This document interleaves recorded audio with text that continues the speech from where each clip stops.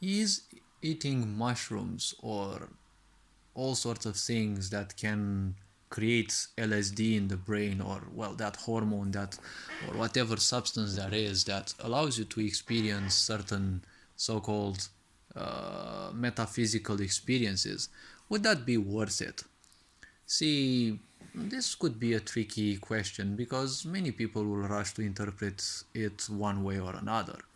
See, many people speak about shamans living in rainforests who take mushrooms and they achieve certain, let's say, meta-mental experiences, right? See, those shamans, don't compare yourself with those. Now, I'm not here to belittle anyone, but see, those shamans living in the rainforests, they live most likely in a lineage of shamans.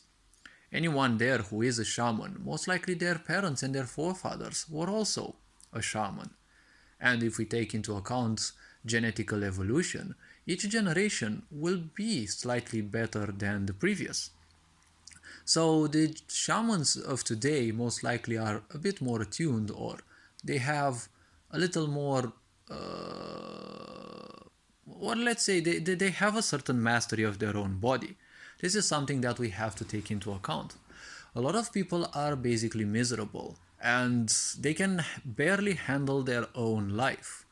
If they would suddenly do things beyond this level of mastery that they have over their body, which is usually a level of suicidal energies, they would simply break themselves even more.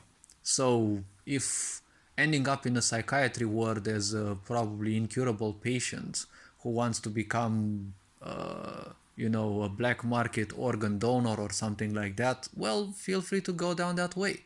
But those people who are there in whatever remote areas of the world, they usually have a level of calmness, they have a level of awareness first and foremost, and a certain level of balance and control over their bodily and lively energies.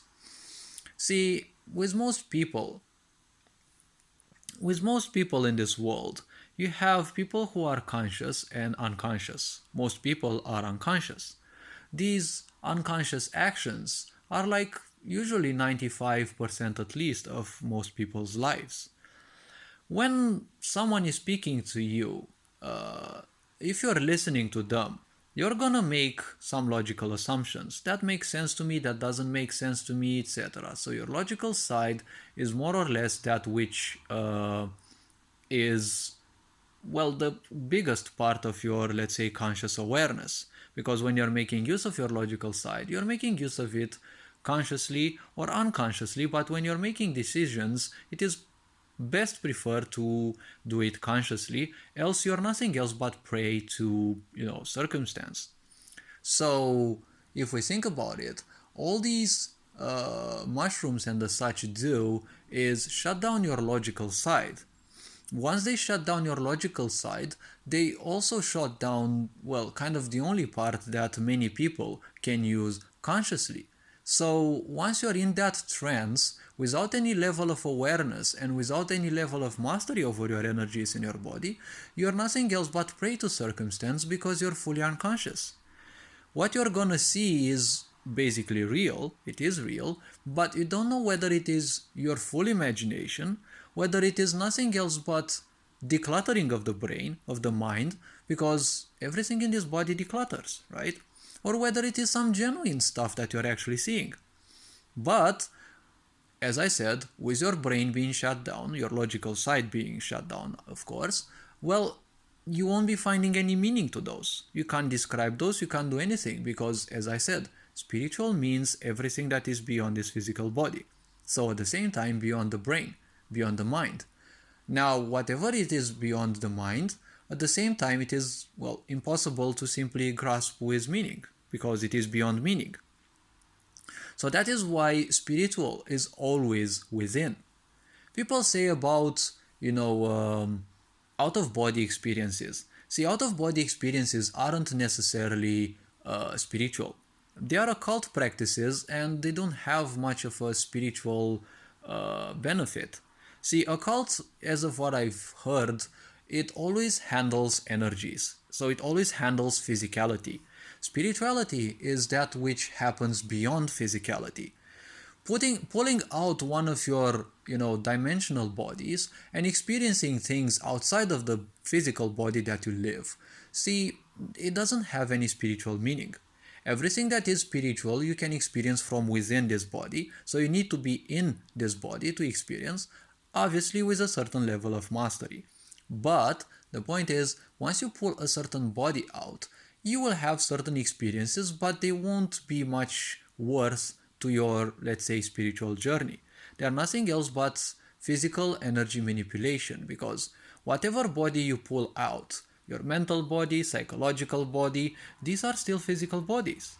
Obviously, they are less compact, that's why they are less perceivable, but they are still physical, right? Pulling out your energy body, or the fifth layer, as of what I heard, which is not physical at all, that doesn't have a shape, doesn't have a form. So how you handle that is entirely spiritual, right? So the point is, all of these things, they sound very cool and they are a very good distraction from, mundane pains and the such. But they're not necessarily the wisest thing to do. They're not a spiritual journey, objective.